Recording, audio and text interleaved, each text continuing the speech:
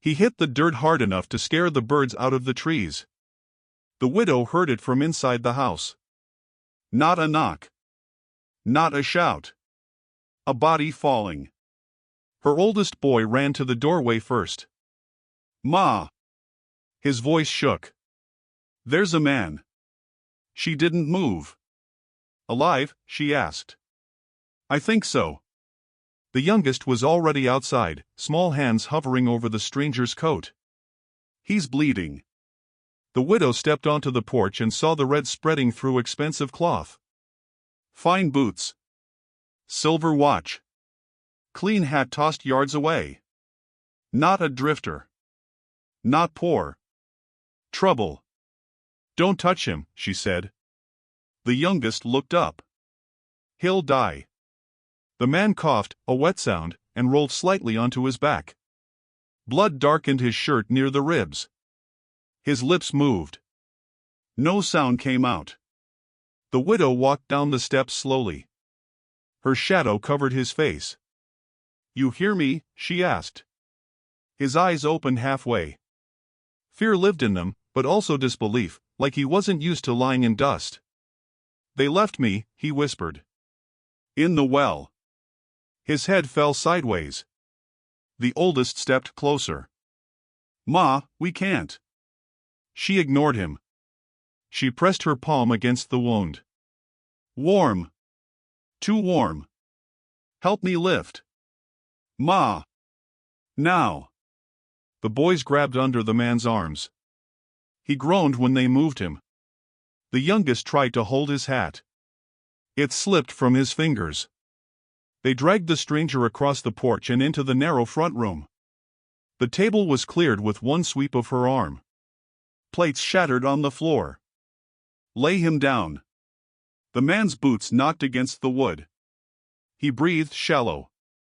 The widow tore open his shirt. Bullet wound. "Close range. Get the clean rags." "We don't have many." "Get them." The youngest ran. The oldest hovered. "Ma, if he's who I think he is," she shot him a look. "You don't know anything yet." But she did. She had seen that watch before, flashing in town when men argued over land and water. She had seen that face across a courtroom when her husband stood alone. The youngest returned with cloth. She pressed hard. The man jerked. "Stay still," she said. His hand caught her wrist. "Strong even now. Don't let them find me." "Who?" "All of them." His grip loosened. Fever already rising. Outside, wind carried a faint rhythm. Hoofbeats. Far off, but real. The oldest heard it too. "Ma." She didn't look up. "Inside." "Shut the door." He hesitated. "If they come, we'll answer." "With what?" She met his eyes. "With the truth we choose." The man's breathing turned ragged. She poured water between his lips. Most of it spilled. "Why help him?" the youngest asked quietly. The widow did not answer right away. She tied the cloth tight around the wound. "Because he's bleeding. He could be bad. So were others." The oldest clenched his jaw. "He's Mr. Calder." The name landed heavy in the room. The widow's hands paused only for a second. Then she continued binding the wound. "Then he bleeds like anyone else." The hoofbeats grew louder. "Not many. Maybe 3 riders." The widow wiped her hands on her apron. Blood streaked across faded fabric. She stood still, listening. The riders slowed near the fence. One voice carried faintly through the air. Laughter. "Not kind." The youngest whispered, "Are they his friends?" The widow shook her head. "No." The man stirred again. "They shot first," he muttered. "Lies," the oldest said under his breath. The widow leaned close to the stranger's face. "Why were you at the well?" His eyes fluttered open. "They wanted the deed." What deed? He swallowed painfully. Water rights. His gaze sharpened for a brief second as if he finally saw her clearly. Recognition flickered. You, he said. She did not blink. Yes. Outside, a horse snorted. Hooves scraped dirt. Someone rode along the fence line slowly, scanning. The widow blew out a steady breath. Up, she told her boys. Take him to the back room. Ma, they'll search. Not if we don't give them reason. And if they ask? She wiped blood from the table with the last clean cloth. We tell them nothing. The oldest lifted one of Calder's arms over his shoulder. The youngest took the other side, straining. They half carried, half dragged him down the narrow hallway. The widow followed, steady, quiet. The house felt smaller with him inside it. Heavy. Like something old had walked back through the door. A knock sounded at the front. Slow. Certain. The boys froze. Calder's head lolled forward. The widow straightened her back. She pulled the bedroom door almost closed, leaving only a sliver for air. Stay quiet, she whispered. The youngest nodded, eyes wide. Another knock. Harder this time. She stepped toward the front of the house, wiping her hands once more, though the blood had already sunk into her skin. The third knock came with a voice. Evenin' Dot. The widow opened the door just enough to block the view inside. A badge glinted in the fading light. Evenin', she replied. Behind her, in the dark hallway, the dying rich cowboy struggled for breath while her children held him upright, unaware that the sound of that badge at the door would change every breath they took from this night forward. The sheriff did not smile. He stood on the porch with dust on his boots and calm in his eyes, the kind of calm that meant he already believed he was right. You alone tonight? He asked. The widow kept the door half closed. I'm never alone. His gaze slid past her shoulder toward the dim room behind. Heard a writer pass this way. Lots of writers pass. This one bled. She did not blink. So do hogs. Inside the hallway, a floorboard creaked. Too soft for most men to catch. Not him. His eyes flicked toward the sound. Mind if I step in? Yes. The answer came fast. He tilted his head slightly. That wasn't a polite request. Then it wasn't a polite no. Silence stretched between them. Wind brushed across the yard. One of his deputies shifted in the saddle. We're looking for Mr. Calder, the sheriff said finally. Big man. Big ranch. Bigger problems. Never seen him bleed, she replied. He's missing. Then you lost him. The deputy behind him let out a small laugh before catching himself. The sheriff did not look back. Whole county depends on that man. Whole county never depended on me. That's not how it works. It is in this house. Behind her, Calder tried to breathe without sound. The oldest boy pressed a cloth against his mouth. The youngest whispered, "Don't."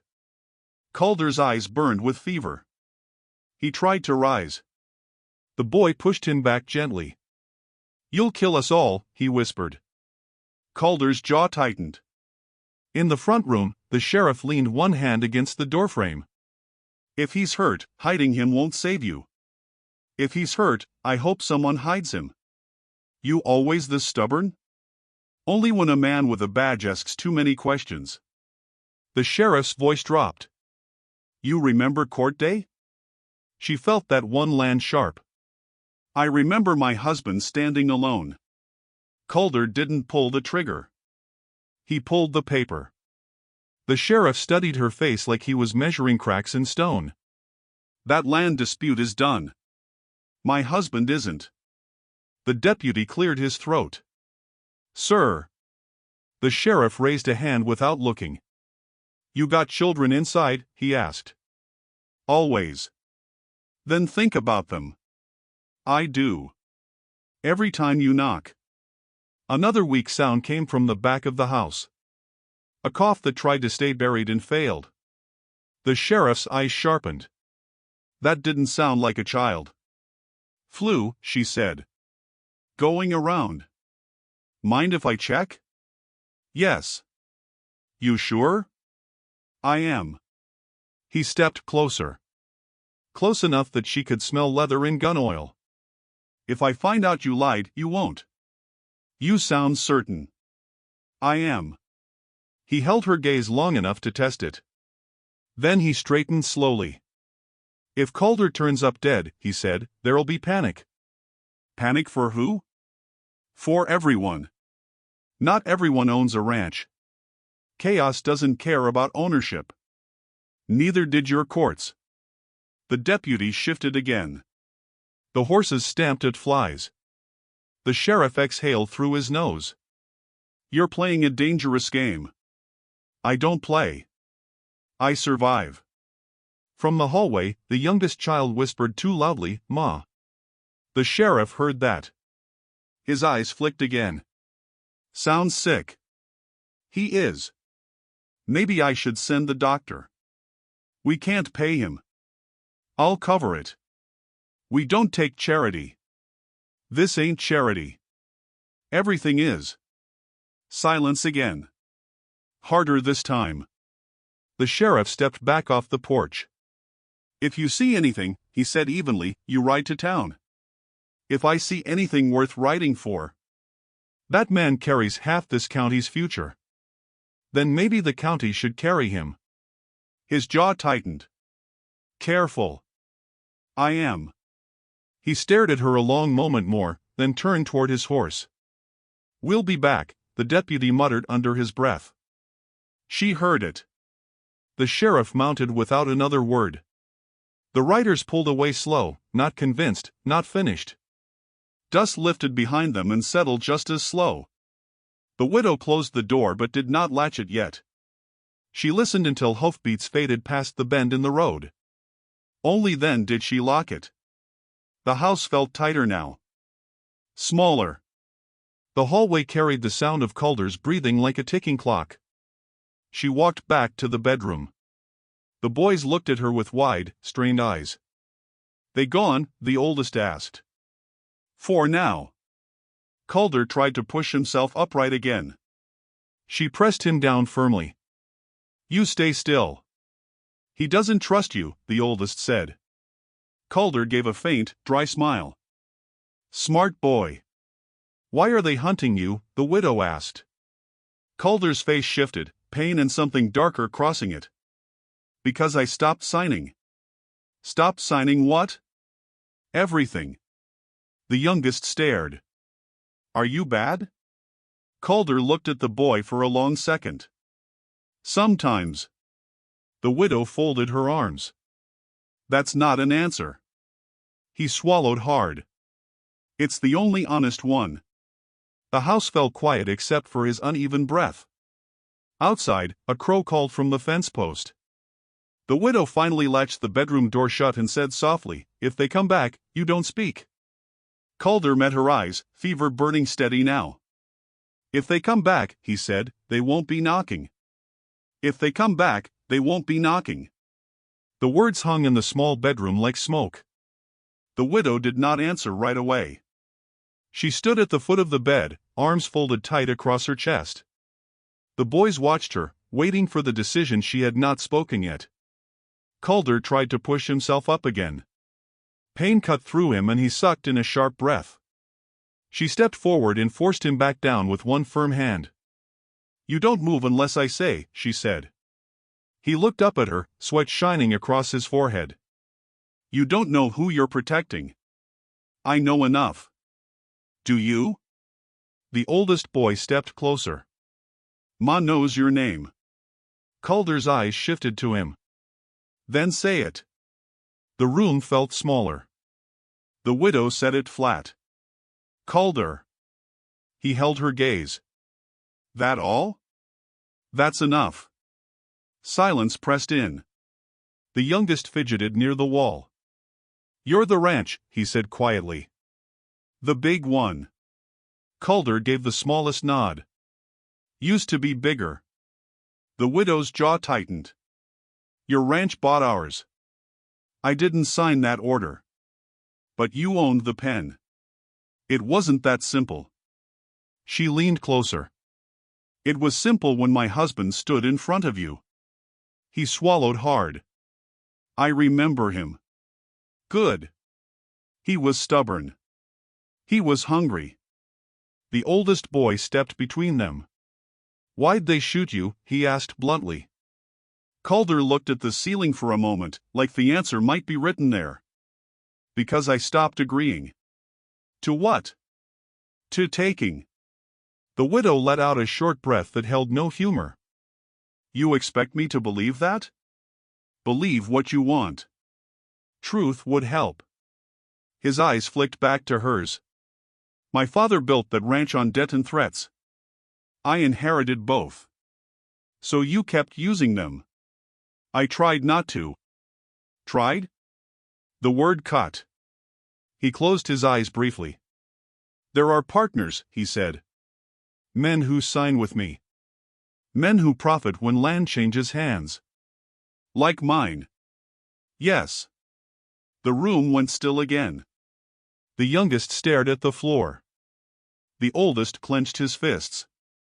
You let them take it. I signed what I was told. You could have refused. You think refusal comes free? The widow's voice dropped. Nothing comes free. Not land. Not water. Not mercy. He forced himself onto one elbow despite the pain. The well behind my north field, he said. It's dry. She frowned slightly. What does that matter? It isn't dry. He looked straight at her. It's diverted. The oldest blinked. Diverted where? To a new line. One your husband found. The widow felt the words like a blow. He said something, she murmured. About water not running the way it should. Calder nodded weakly. He was right. Then why didn't you stop it? She demanded. Because I didn't know until it was done. You always know. Not everything. The youngest looked up. Did they try to put you in that well? Calder's face went pale. They left me there, he said quietly. After they shot me. The widow stared at him, searching for a lie. Who?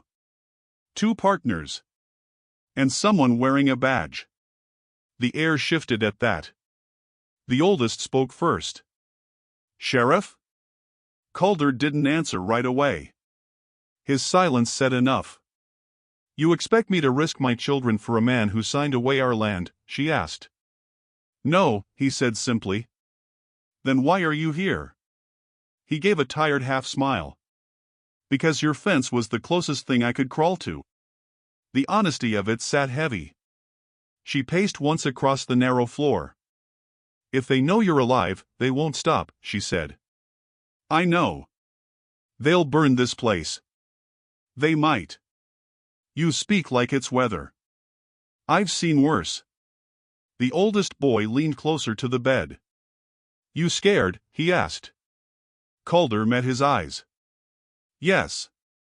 The boy nodded once. Good. The widow stopped pacing. If what you're saying is true, she said slowly, then this isn't about one ranch. It never was, Calder replied. It's about who controls the water. The youngest whispered, that's why Pa kept digging. The widow closed her eyes for a second. She could still see her husband at the edge of their dry field, shovel in hand, hope thinning each season. Calder's breathing grew rougher. In my coat, he said. There's something stitched in the lining. She looked at him sharply. What? Proof. Of what? That I wasn't the only one signing. The oldest straightened. Ma. She hesitated only a moment before turning toward the front room where the coat lay.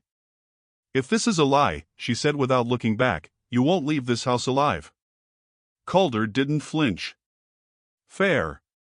She stepped into the dim front room and picked up the heavy coat from the chair. Her fingers found the thick seam near the inside hem. It felt uneven. She looked back toward the hallway where her children stood guarding a wounded man who once sat high above them in court. The house felt different now, not just shelter but crossroads. She slipped her fingers under the stitching and began to tear it open as Calder's strained voice carried from the bedroom. "When you read it," he said, "you'll understand why they couldn't let me live." The smoke hit first, thin and curling along the edge of the valley, smelling of wood and panic. The oldest boy's hand froze over the latch. "Ma," he whispered. She didn't answer, just stepped to the window and watched as a shed collapsed in flames farther down the ridge. The youngest squeezed her side. "They're burning it." "Yes," she said. "They're looking for him." Calder tried to lift his head from the bed, wincing. "Not here," she said, pressing him back down. "You stay." The air in the room thickened, hot with smoke drifting through the cracks in the walls.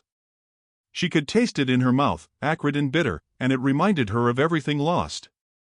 "You brought war to my door," she said, voice low. Calder swallowed hard. "I didn't come here to fight." "Then what?" "To die?" His eyes flickered. "To survive." "Survival isn't your choice alone," she shot back. "Not anymore." The oldest boy leaned close, whispering, "Why do they hate him?" "Because he left the line," Calder said, voice hoarse. "They thought they could bury me and the land with me." "You?" she asked sharply. "Didn't you own it?" "Legally," he said. "But ownership doesn't stop them." A cough rattled through him. The youngest watched, wide-eyed, as blood streaked his lips. "Ma," she nodded. "He's alive." "Alive and bleeding."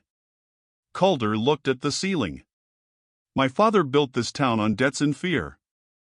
I inherited it all. I tried not to." The widow turned away. "Trying is not enough. You left men to burn." A horse stomped nearby. Dust rose like smoke's twin. "They're coming closer," the oldest said. She grabbed her husband's old rifle from the corner. "Then we'll answer." "With what?" the boy asked. "The truth," she said. "Or with fire." Calder's weak laugh caught in his throat. "You've got fire in you." "You think I don't?" The youngest curled his small hands into fists. "They can't touch us." "They already tried," she said. The room felt smaller, walls pressing inward, and Calder's breathing rattled against it. "If I die, you don't," she interrupted. "Not here. Not now." A knock rattled the doorframe. Hard. Then again. "Hand him over," a voice called. Another followed, low and sneering. "You'll burn with him." The widow stepped forward. "Not if I can stop it." "Step aside," the sheriff's voice came next. Calder struggled upright, grunting in pain. "You'll bleed out if you try that," she warned. "Better than rotting," he said, voice thin but steady. The oldest boy gasped. "Ma, go back," she said, pressing the boys toward the bedroom. She raised the rifle, finger tight against the trigger. The air vibrated with the tension of their breathing, of horses snorting outside, of men who thought this was theirs to command. The youngest whispered, "Will it hurt?" She looked down at him, eyes hard. "We decide who hurts and who doesn't." The sheriff stepped closer, boots scraping the floor outside. "This ain't your fight, ma'am." "You made it mine," she shot back. Calder forced himself forward, wincing. "You want justice?" he rasped. "I want truth," she said. The deputy barked a laugh outside, nervous. "You can't win." "I already lost once," she whispered. The sheriff froze. Calder's shadow stretched behind her, thin and ragged from the flickering firelight. "You look surprised," he said. "I am," the sheriff muttered. Calder's hands trembled as he tried to rise, his eyes meeting hers. "They weren't expecting alive," she said. "No," he admitted. "Not alive and not here." The youngest curled up against her leg, trembling. The oldest gripped the rifle's stock. The widow's lips pressed tight, chin lifted. "Then let's make sure they leave empty-handed." Gunfire cracked against the siding, splintering wood. Calder lurched forward, then back. The boys ducked behind him instinctively. The widow returned fire, careful, measured, precise. Sparks danced from the planks outside as a bullet struck metal. Outside, horses whinnied. The sheriff cursed.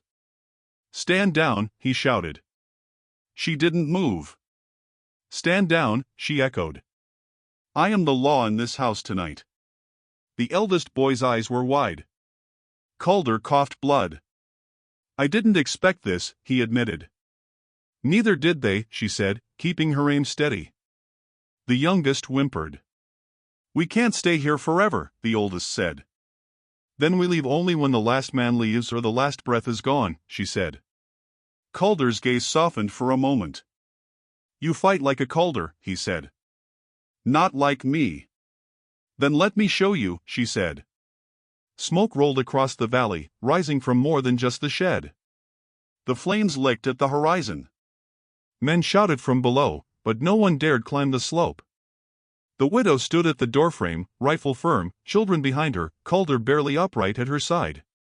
She breathed slow, sharp, and even. "If they come," she said quietly, "we don't speak." Calder's fevered eyes locked on hers. "If they come," he repeated, "they won't be knocking." Outside, dust and embers drifted together, rising over a valley that was alive with anger, greed, and fear, but inside, a house full of women, children, and one dying rich man held a fragile line of defiance that no fire could burn. She moved carefully through the front room, Calder's coat heavy in her hands. Every step made the floorboards groan, a soft echo that felt like warning. The boys followed, quiet, holding the air as if it might break if they breathed too loud. She settled the coat on the chair and ran her fingers over the inner seam, rough stitching that felt uneven beneath her fingertips. Calder's voice called from the bedroom, hoarse and weak. "It's there. Open it. Now." She paused, inhaled, then tugged the edge of the lining. A small envelope slipped free, thick paper soaked through with some kind of sealant. The letters on the outside were faint, handwritten, careful. She held it between two fingers. "Is this it?" she asked. Calder nodded, eyes closing briefly. "Everything they tried to hide." She opened the envelope slowly, pulling out the folded documents. They smelled of oil and dust. She read quickly, then stopped, then read again. Her husband's name, her neighbors, the sheriff's signature, dates, deeds, water rights, secret transfers. "They were going to drain our fields," she whispered. Calder coughed, cutting the words off. "They were going to take everything. And bury anyone who interfered." The oldest boy's hand found hers. "Ma," she looked down at him, steadying herself. "Your father, your husband, they tried." "They failed," she said, voice low. Her eyes darted to the youngest, trembling against her side. "Now it's our turn." Calder lifted himself weakly, leaning against the doorframe. "I tried to stop it," he said. "I signed for appearances. I thought it would slow them." The widow's jaw tightened. "Slow them? Men died." "Yes." Silence pressed in, heavy, almost unbearable. Outside, a crow called. She could hear hoofbeats faint in the distance. The smoke of burned sheds from yesterday still lingered in the valley. She shook her head, focusing back on the paper. All of this could ruin them. The sheriff, the partners, all of them. Calder nodded. "It's the truth. Only truth has weight enough to stop what's coming." The oldest boy's voice was quiet. "If we show this, they'll kill him." "Yes," she said. "But not if they know we know too much. Not if they see that hiding him doesn't work anymore." Calder's eyes, fever bright, found hers. "I owe them nothing. I can transfer the deeds. Give it all back. Back to the families. Back to those who fought." The youngest looked up, eyes wide. "You'd do that, for us?" Calder coughed again, hand clutching his side. "Because they tried to bury me alive. And you didn't let me die."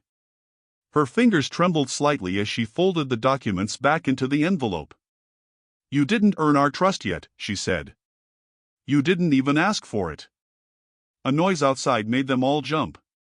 A rock smashed against the front window, splintering wood.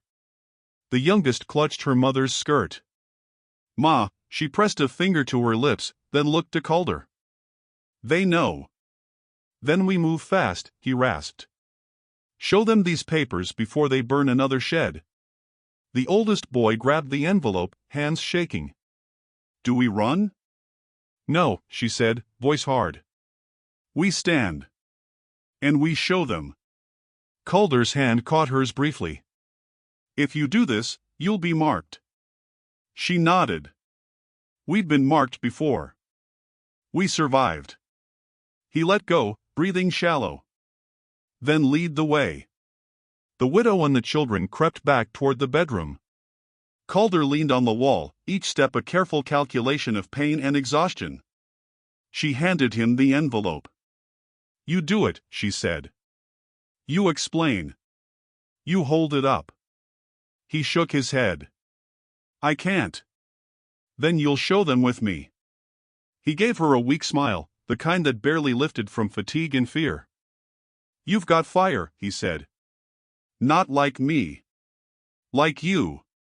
The oldest boy swallowed hard, glancing toward the hallway. "They're coming. For real." "I know," she whispered. "Then we make them see." The youngest whimpered. "I don't want them to come."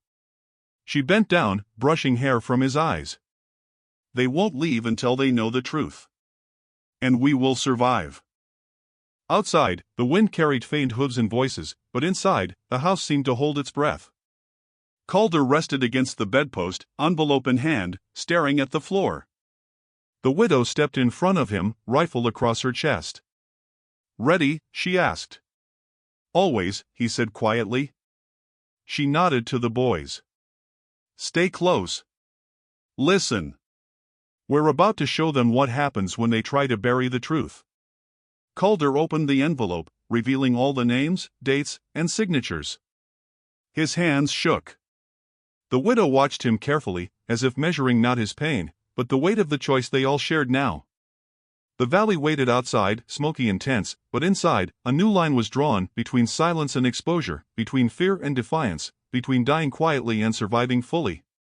She whispered one last instruction to the children. "Hold nothing back. Stand with me." Calder looked up. "You're strong." She met his gaze, eyes hard, voice steady. "We have to be." Outside, the first stir of movement from riders echoed faintly, but the house was no longer just a hiding place. It was a declaration. The widow, the children, and the dying rich man prepared together, ready to confront the valley, the sheriff, and every man who thought fear could dictate their lives. The night came suddenly, dark and heavy, pressing against the house like it wanted to crush the small wooden walls. A shout from outside ripped through the valley. "Hand him over." The oldest boy jumped, gripping the rifle tighter. The youngest pressed against his mother's side, trembling. The widow stepped to the doorway, body tense. "Not tonight," she said. "Stay behind me." Calder tried to rise from the bed, grimacing. "You'll bleed out if you move," she warned. "Better than rotting," he rasped. The oldest boy swallowed hard. "Ma, go back," she said, fingers brushing his hair. "Don't look until I say." Outside, hoofbeats pounded, slow and deliberate. Shadows moved against the fence. Men shouting, threats carried on the wind. One of them spat on the porch. The widow didn't flinch. "Come in, if you dare," she called, voice hard. A window rattled. A board cracked. The sheriff's voice carried over the night. "Step aside. This isn't your fight." "It became my fight the moment you knocked," she shot back. Calder leaned weakly against the wall. "You want justice?" she asked him. "I want truth," he rasped. The deputy shouted something unintelligible. The horses stamped impatiently. The men pressed closer. The widow held her ground. You can't win, one shouted. I already lost once, she replied. Silence fell briefly, broken only by shallow breaths and the clatter of a loose shutter swinging in the wind. Calder struggled to steady himself. You weren't expecting me alive, he muttered, voice low but steady. No, said the sheriff, pausing. Not alive and not here. A flash of moonlight caught his eyes. The widow's gaze swept the yard, counting every shadow. If you move another step, she warned, you'll regret it. The youngest whimpered, pressed against her leg. The oldest tightened his grip on the rifle. We're not afraid, she said quietly. We are prepared. Calder coughed, blood streaking his lips. Smart children, he murmured. They've got fire, the widow whispered back. Not like you, like us. A rock smashed against the siding. The youngest shrieked. She stepped closer to Calder. Keep still. Outside, men shouted, You'll die with him. The widow ignored them, sliding the rifle into position. The first shot rang out, splintering the wood near the porch. Calder flinched but did not fall. The oldest boy ducked behind him instinctively. She returned fire, careful, measured, the rifle steady in her hands. Sparks flew where the bullets struck. The sheriff barked orders. Stand down. The widow's voice cut through the chaos. I am the law in this house tonight. A pause fell. The men hesitated. Embers drifted through the night air. Calder tried to straighten. You fight like a Calder, he admitted, breath harsh. Not like me. Then let me show you, she said. A second shot cracked, this one cutting metal on the porch. Horses neighed. The youngest whimpered again, clutching her skirt. The oldest boy looked at her, eyes wide. Will we survive? She whispered. We always do, Calder said, voice low. The men outside shouted threats, but no one dared come closer.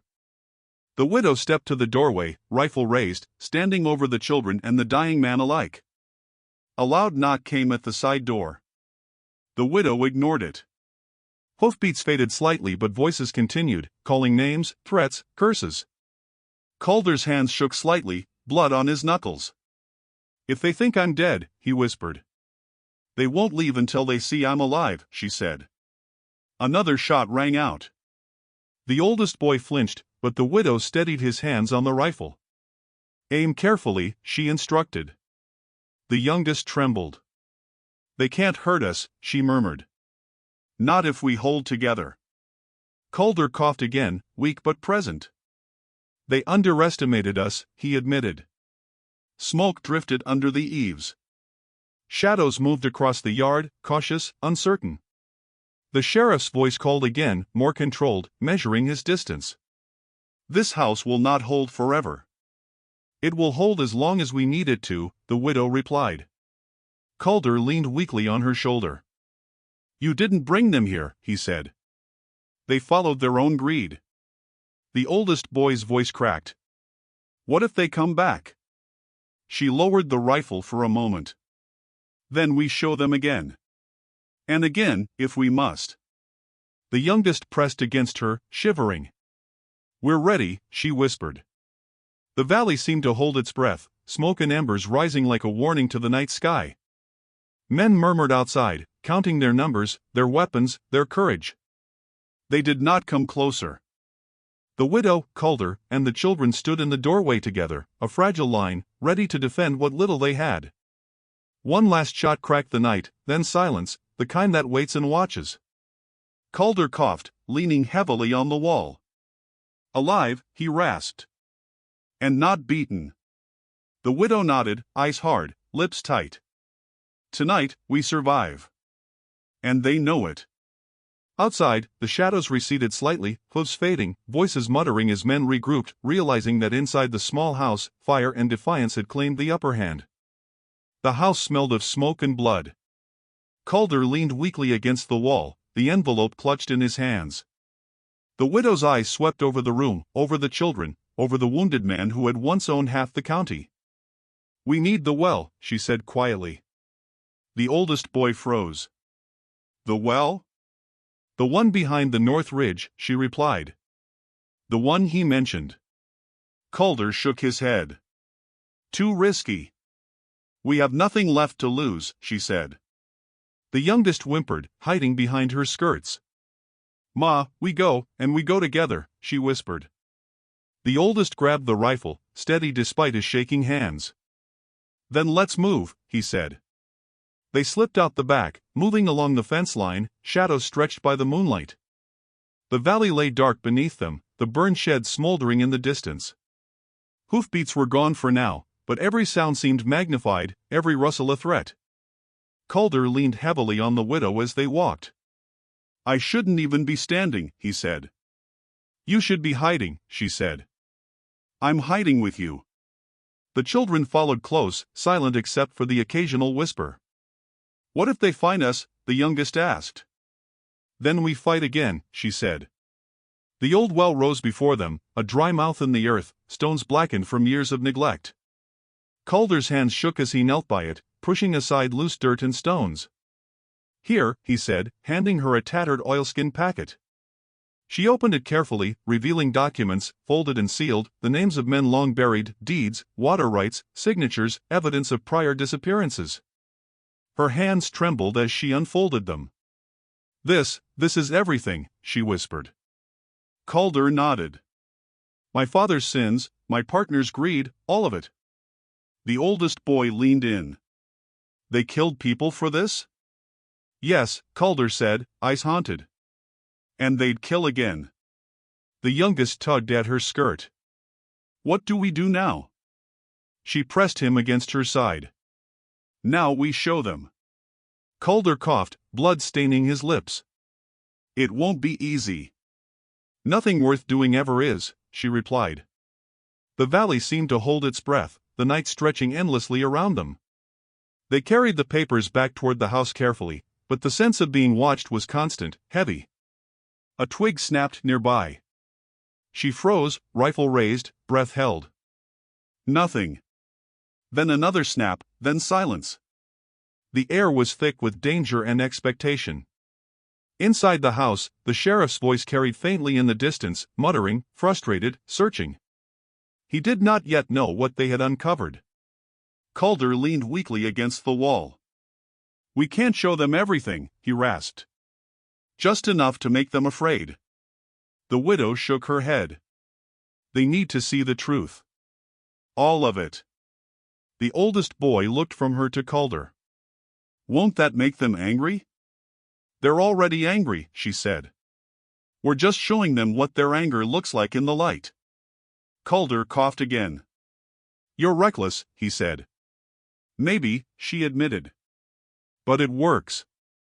They spread the papers across the table, moving by moonlight and flickering lantern. Calder traced the names with a trembling finger. If they see this, the widow pressed a hand over his. They will see, she said. They will see that hiding me, hiding you, hiding the truth, it doesn't work anymore. The oldest boy stepped closer. So, we show them to the town? Yes, she said. At first light, every name, every deed, every lie. We make them accountable. The youngest shivered. And if they come back? Then we fight again, she said softly. Calder's eyes found hers. You are stronger than I imagined. You've underestimated women before, she said. And boys. The night stretched, the fire embers from the burned shed glowing faintly in the distance. Outside, the valley lay quiet but watchful. The widow packed the papers back into the oilskin. Calder leaned heavily on the table, blood seeping through his shirt. We've exposed them, she said. Not all, not yet. But the beginning. The oldest boy nodded, teeth set. We can't let them ignore this. No, she said. And we won't. The youngest clutched her skirts. Will it hurt? She lifted him gently. Not if we're ready. The sheriff's distant voice echoed faintly. Be ready, she whispered. Always. They moved to the window, peering out into the valley below. Shadows flickered between trees, distant, cautious. The well of bones, the dry earth, the hidden truths, it all lay in their hands now. Calder's chest heaved as he struggled to stand. "I should have died there," he said quietly. "You didn't let me." She pressed a hand to his chest. "And I won't let them win." The boys watched, silent, absorbing the weight of what had been uncovered. Outside, the first hint of dawn touched the valley, gray and soft. Inside, the house carried the tense, fragile hope of revelation, a place where truth could no longer be buried, where power could shift, and where defiance had a home. The widow folded the oilskin once more. "Tomorrow, we finish this," she said. Calder nodded, blood-streaked and weak. The boys stood beside her, their small shoulders squared. "We will finish it together," she whispered.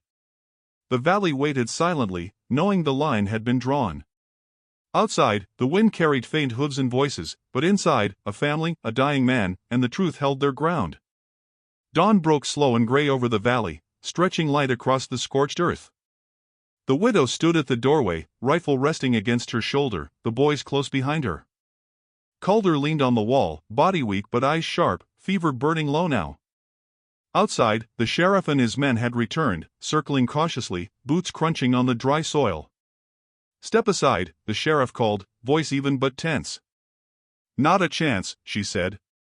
The oldest boy's hands gripped the rifle tighter. The youngest clutched her skirts, face pale. Calder straightened slightly, wincing. "I didn't expect a welcome," he said. "No one ever does," she replied. The widow stepped forward, holding the envelope with all the deeds and signatures. "These," she said, voice steady, "are the truths you tried to bury.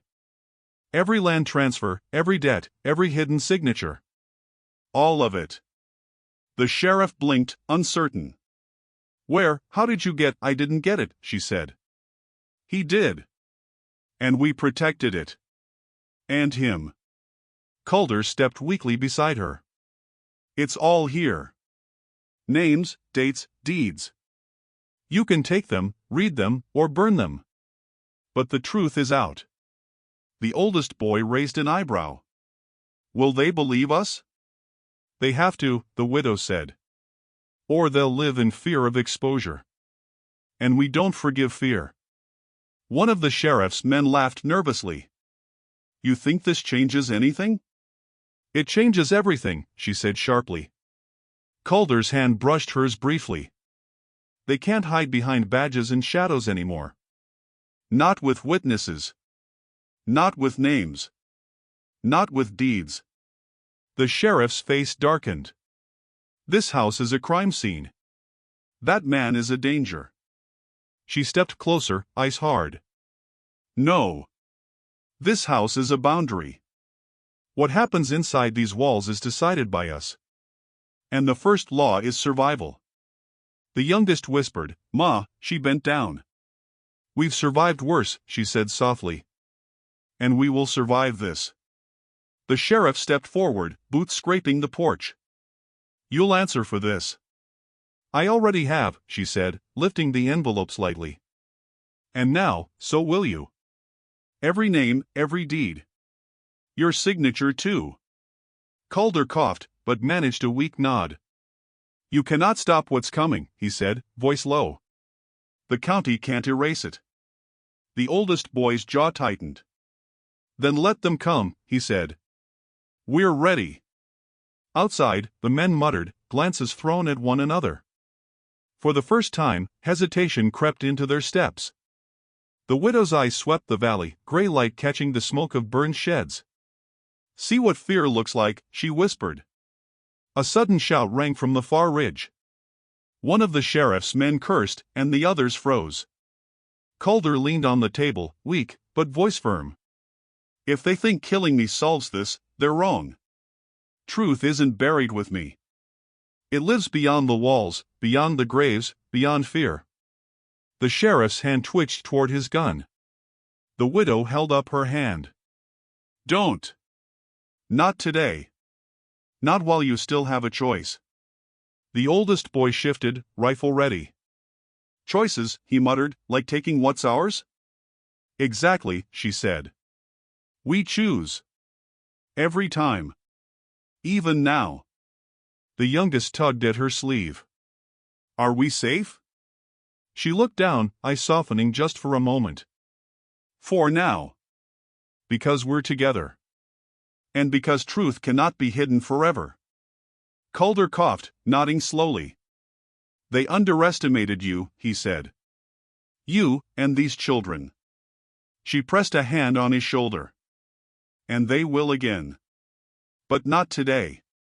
Outside, the sheriff's eyes flickered toward the horizon, toward the burned sheds, toward the valley that now bore witness to their defiance. He did not advance. He did not retreat. He waited, uncertain, as if measuring the cost of every step. The widow motioned to Calder. Show them the papers, she said. He nodded weakly, hands trembling as he held them up. The oldest boy glanced at the youngest, who was gripping her mother's skirts. Everyone will see, the widow whispered. Every name, every lie. Every grave. The sheriff's eyes hardened. You think this absolves you? She met his gaze. No. But it forces reckoning. And reckoning is better than silence. Calder's voice rose slightly, steady now. We survived because someone had courage. Someone refused to let the dead lie, refused to let the truth rot in shadow. That someone is her. He gestured toward the widow. The sheriff looked around, uncertainty in his eyes, his men shifting nervously. Outside, the valley seemed to exhale, wind carrying the smoke from burned structures and the scent of dry earth. This isn't over, he said finally. No, she agreed. It never is. But today you see what happens when lies meet fire and courage. You see what lives behind walls that were supposed to hold secrets. Calder coughed again, weak, but a small smile flickered. And we're alive, he said. She nodded. Alive. And ready for what comes next. The valley held its breath for a long moment. The sheriff's men slowly stepped back, some reluctant, some calculating. The widow lowered her rifle, but her gaze did not waver. The oldest boy's hands relaxed slightly on the stock. The youngest hugged her leg, shivering. Calder leaned heavily against the wall, envelope in hand, but eyes bright with fevered clarity. Outside, the sun finally broke fully over the ridge, gray giving way to gold, and the house, battered, smoky, and small, stood tall. Inside, a family, a dying man, and the weight of every hidden truth had drawn a line in the valley. The past had been exposed. The deeds had been returned.